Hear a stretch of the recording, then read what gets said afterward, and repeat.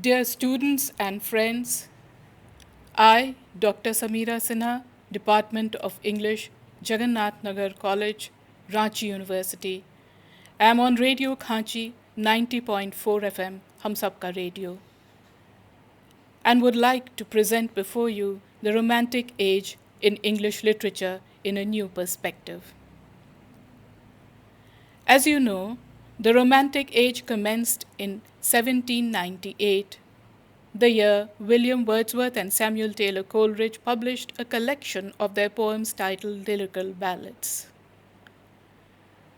It set down the poetic practices and principles to be followed. As prepared by Wordsworth and Coleridge, it announced and demonstrated fundamental changes in both form and subject matter of English poetry.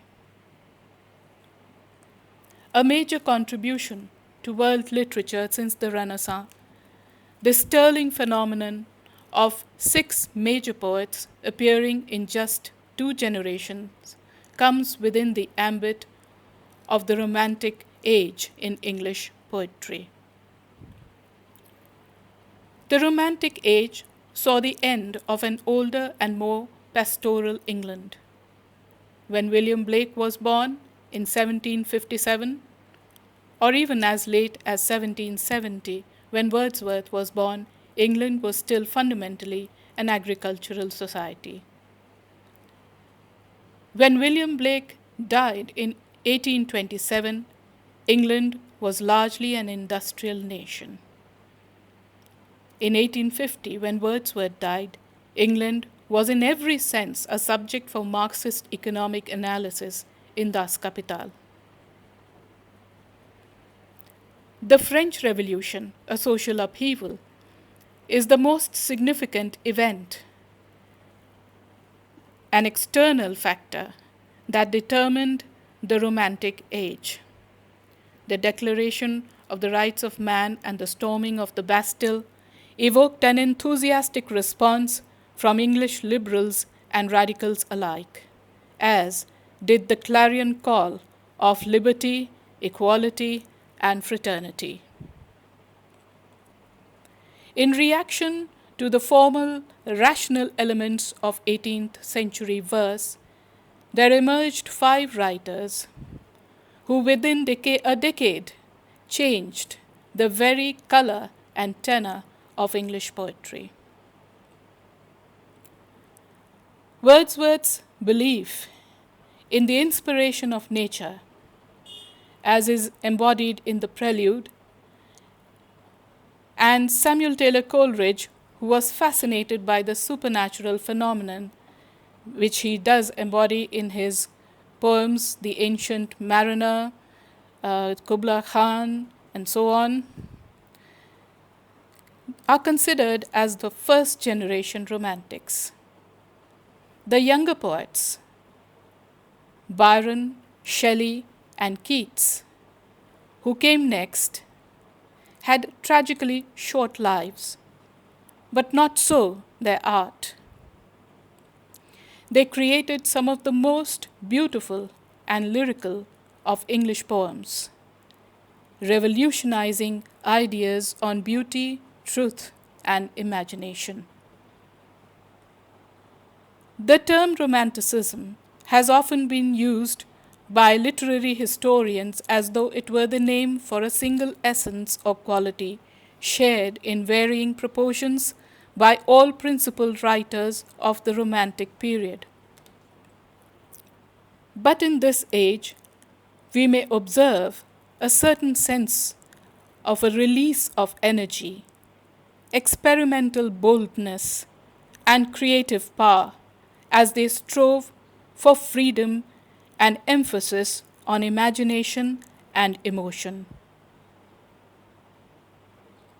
While Walter Pater has defined Romanticism as strangeness added to beauty, a sense of wonder, according to Scott James, Romanticism means otherworldliness. Theodore Watt Dunton has called it a renaissance of wonder, and Abercrombie has called it a withdrawal from the outer experience and a concentration on the inner experience. Nevertheless, all attempts at a single definition of romanticism fall short of matching the variegated facts of a time which exceeds almost all other ages in English literature in the range and diversity of its achievement. Romanticism, in a sense, may be classified into 4 different categories. First, it is opposed to the commonplace, as it is imaginative, remote from experience, and visionary. Second, in contrast to the probable, it is fanciful and fantastic. Third, as opposed to the literal, it is mystic, symbolic, and unseen. And fourth, in contrast to the formal, it is grand, picturesque, passionate, and irregular. Based on these assumptions, one may say that the 4 main aesthetic characteristics of Romantic poetry lies in emotion, imagination, vision, and mysticism. Let us take, for example, emotion.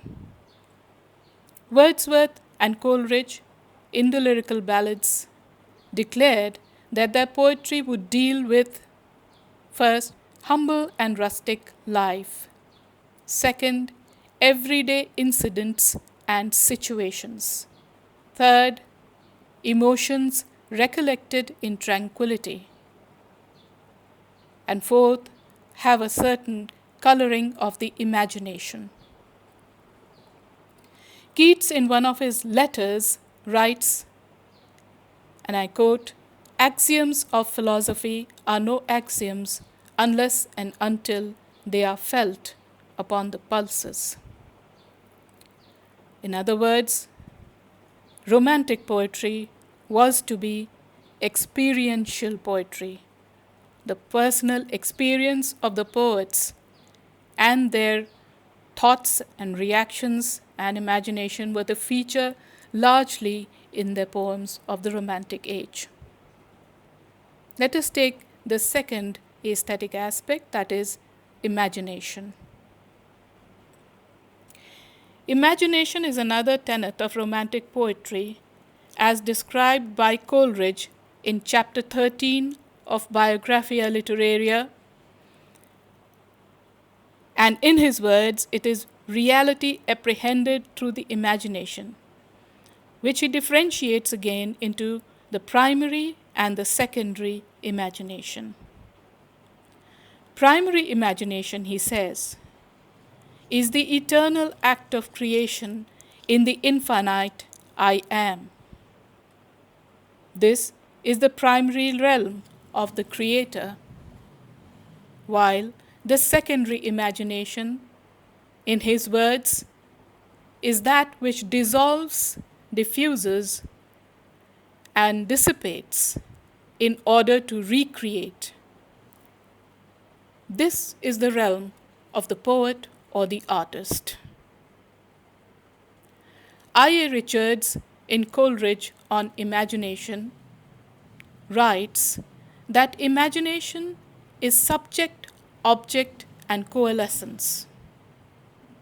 Kant believed that nature has a life of its own, but Coleridge is of the view that nature receives its life from the poet's mind.